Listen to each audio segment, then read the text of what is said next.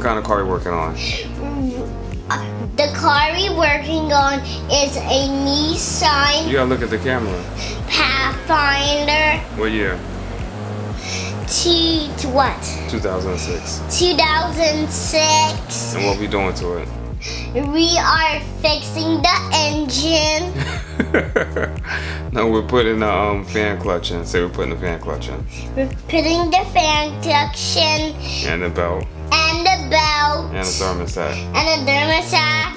Say thanks for watching. Thanks for watching. Give a thumbs up. Make sure you hit the notification bell right there. Bye. See you next time.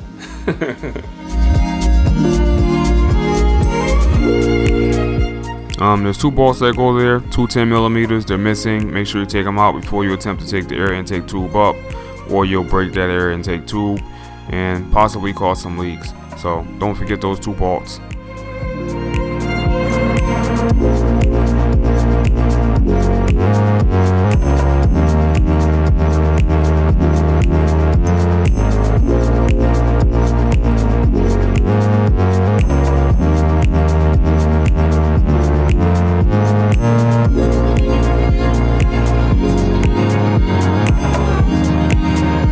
So there should be a rubber isolator inside both of those holes on the air intake tube, as well as a 10 millimeter bolt that attaches it to the engine.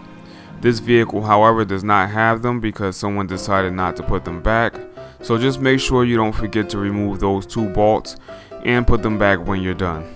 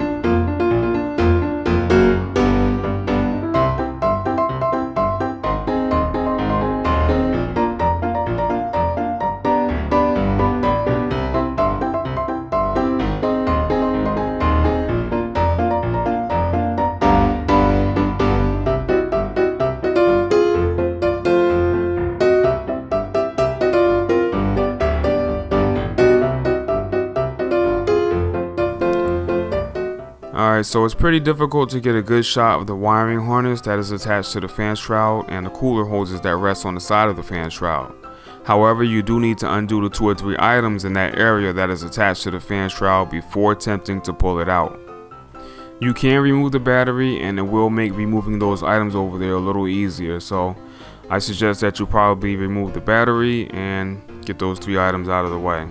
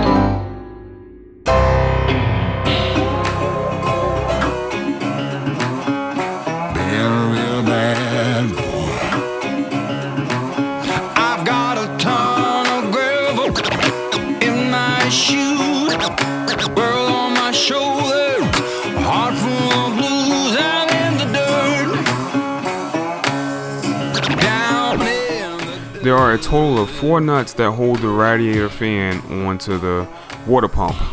Unfortunately, I didn't get any video clips of me removing the 4 nuts that hold the radiator fan to the water pump, but there are 4 nuts, and previously I only pointed out 3 nuts in the clip a few seconds ago. So I just want you guys to be aware that there is a total of 4 nuts holding that radiator fan onto the water pump. You have to undo all 4 nuts before you can get that fan out of the car. So Just make sure you are able to turn that fan. You can loosen the belt up a little bit to turn the fan so you can get to that bottom nut, because you'll only be able to get to the 3, and then there's one at the bottom, or however it ends up being positioned. But just be aware that there is 4 nuts holding that fan onto the water pump.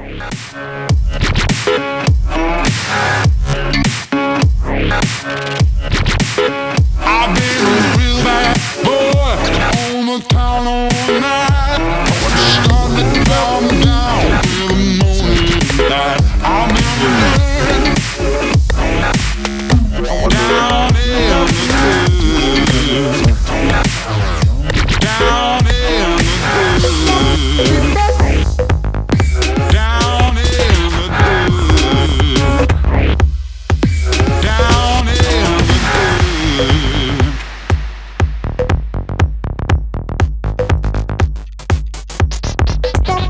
good. I asked you for the time. You got the damn right. Everything you do gives me butterflies. I asked you for the time. You got the damn right. Everything you do gives me butterflies. Alright, so I decided against draining the cooling system using the petcock, also known as the radiator drain, and just went for the lower radiator hose because it's much faster. Now, if you are only changing the radiator fan clutch, you do not need to drain the antifreeze from your radiator, but you should remove the fan shroud even though it's not absolutely necessary. You can get the fan out without completely removing the fan shroud, but it makes your job a little easier. Now, if you do opt to remove the fan shroud, you will need to undo the transmission cooler hoses from the shroud at the bottom. Now, you can probably see the cooler hoses right there in the video right now. This will allow you to lift the fan shroud out from the top and not rip the trans cooler lines out at the same time. That wouldn't be a good idea.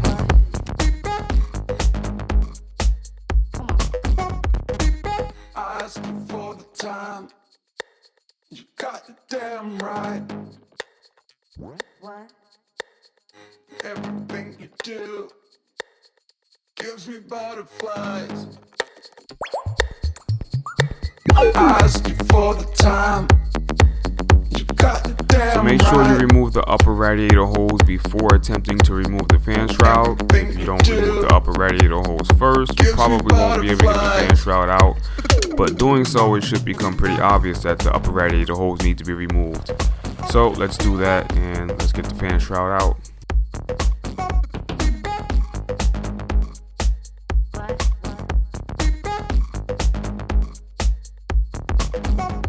I wonder if what you got for me. Egyptian cotton out to be. Alright, so looking at the footage while I'm editing has me thinking that the fan can probably be removed without removing the fan shroud. I bet if you took the coolant hoses at the top out of their brackets and maybe unbolted the brackets, you would be able to get the fan out as well. Not 100% sure about that, but it is a possibility.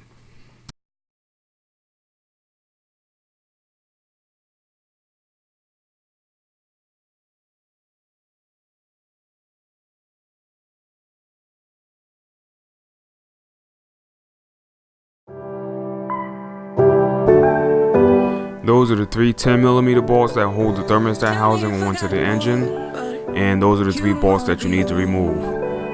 Spending by yourself, but you'll miss me when it's getting late. Got it all, babe. Safe house when you're ready. I'm here when you need me. I'm yours if you let me. Got it all, babe. Safe house when you're ready. I'm here when you need me. I'm yours if you let go. If you let go.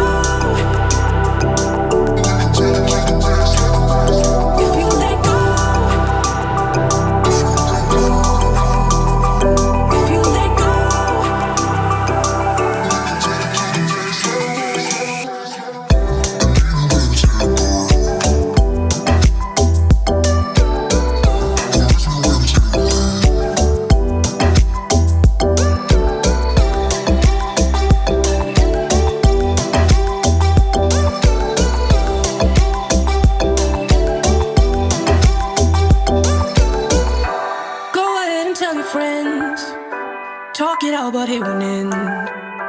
You are never true to heart. You need me when it's getting dark. Got it all, babe. Safe house when you're ready. I'm here when you need me. I'm yours if you let me.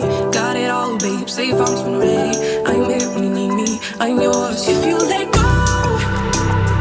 If you let go. If you let go. If you let go.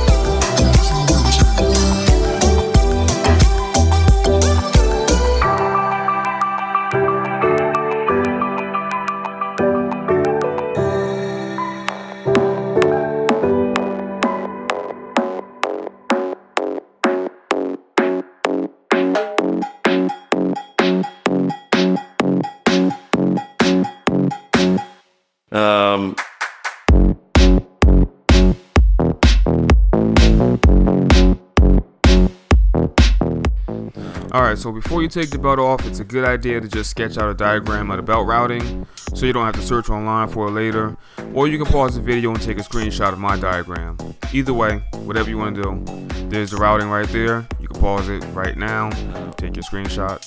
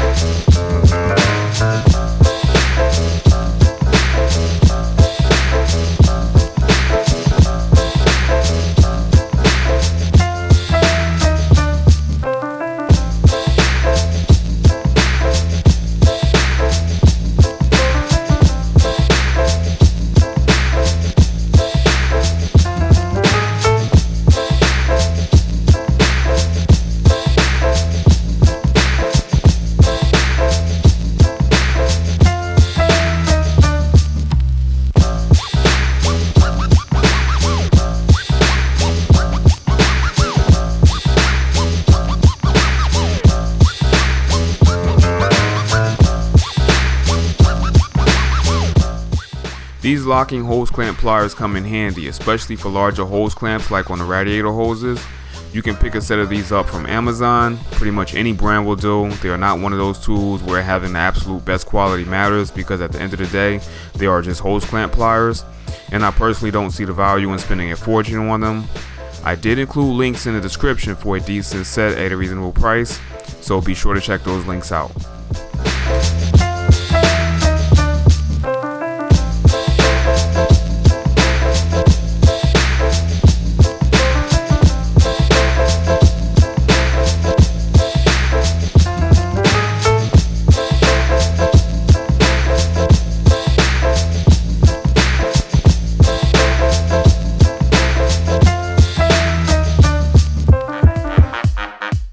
Alright, so there's the part number for the cooling fan clutch. In case you need to order it from Nissan, there's the part number. Take note, 2006 Nissan Pathfinder.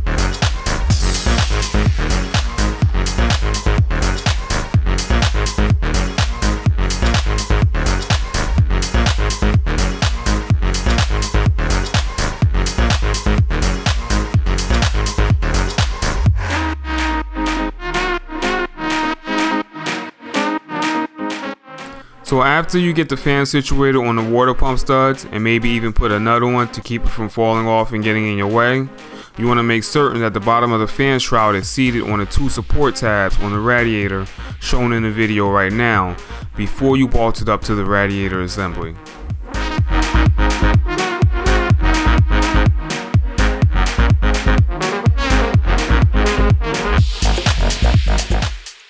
Don't forget to attach the wiring harness and the transmission cooler lines onto the side of the radiator fan shroud.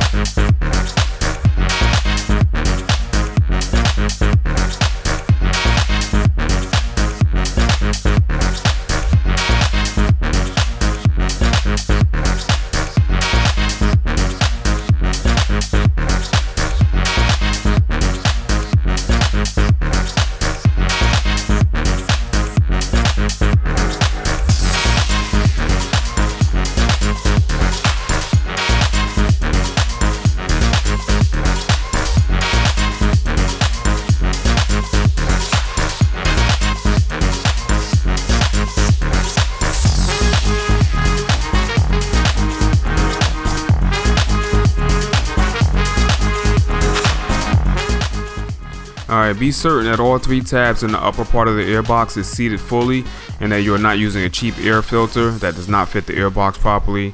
I can't tell you how many times I've seen customers come in with drivability issues on Pathfinders, Frontiers, and Exteriors because some dirt is stuck in the mass airflow sensor.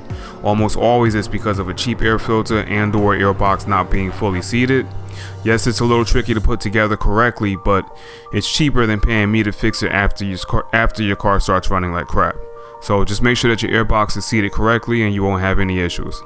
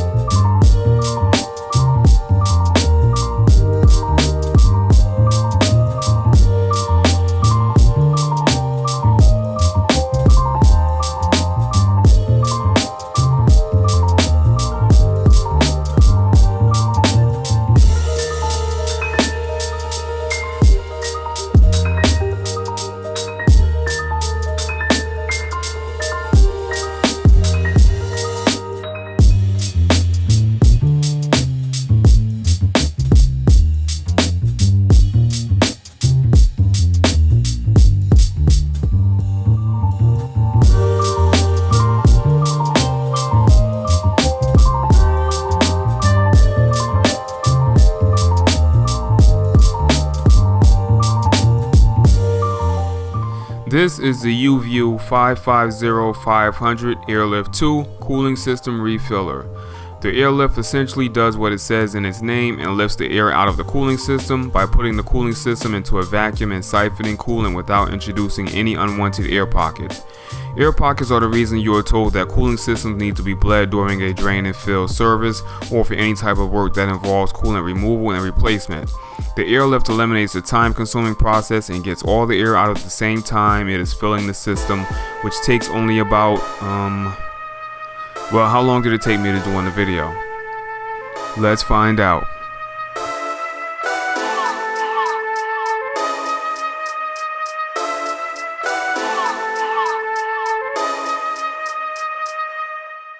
Came through dripping Aquafina, I'm sipping 15, kept a weapon on me. Blow make digits, I'm on my business, stack chicken like what it's gon' be. Crew in the cut, hey, you want us, red run when I tell a peace. Love is love. Love is love. Adios. Bendo with the switch again. Boy deliver like he heffernin'. Core with digits, give him estimates. Somersaults for my Benjamins. I got what you need, baby. Skirt the Chevy, make a scene, baby. LABB been the team, baby. Bim Papa, word the G, baby. Look, labs in my finish. Had a handful of lemons through the hand. Got a bag, now the hands in the business. For my hand, it's a ticket. Talking market for the business. That's a comma and a comma and a comma. Gotta get it. I've been playing with the minutes that they been to the game. And I'm flipping every digit that they been to the paid. Had to find a way to get it. No decision what you made. If I ever wanna hit, then I'm frank with the blade. And I'm breaking the blink on the brink of some dumb shit. Watch how I move, cause I know the rink's coming. Watch for the blues, cause I know that they dumping. Nothing in my view, so it's hush on discussion. Hush on discussions, you know what you need to. I keep it in the fam to let you know that I don't need you. Y'all cats be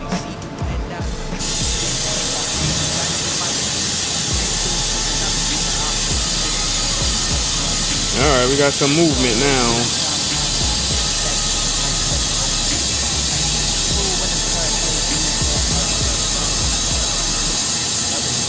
See, I'm pressing that blue button.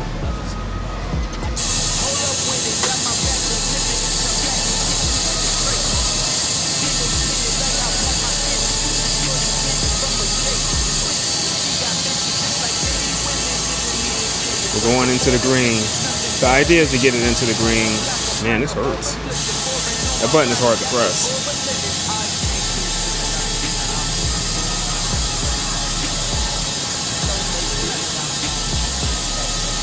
Once you get it into green, you know you don't have any leaks.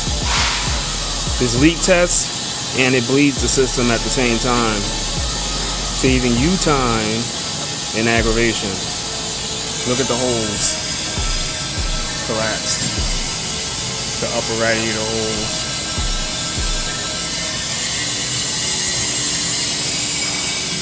The lower one is collapsed, so. Alright.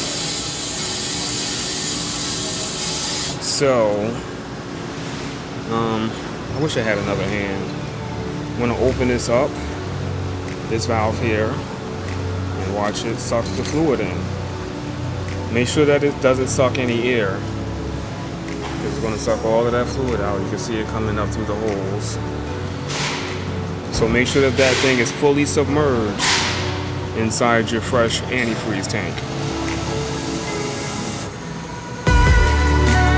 What I usually look for is for this upper radiator hose to decompress. Once it's decompressed, you can pretty much be assured that all the air is out and the system is completely filled up. And what I'm doing right now is keeping downward pressure on there because that's kind of like a cone nipple. It's like a one-size-fits-all type deal. So it's not the best fit, but it works. It does what it's supposed to do.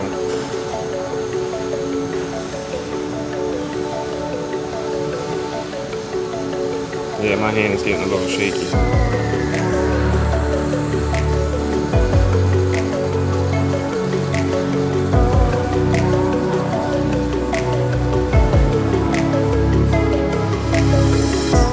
Uh-oh. Looks like we've run out of antifreeze. That's not good. But I think we got it. Let's see where we are. I think we got most of the air. Okay, so we did not have quite enough antifreeze in our jug, but luckily we had already got all of the air out of the system and only required a little bit to top up the pressure tank / reservoir. That process only took about 3 or 4 minutes to fill and bleed the cooling system using the airlift.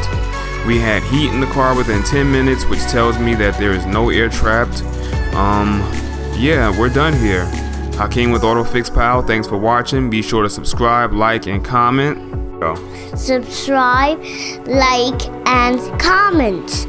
Be sure to hit the bell for notification.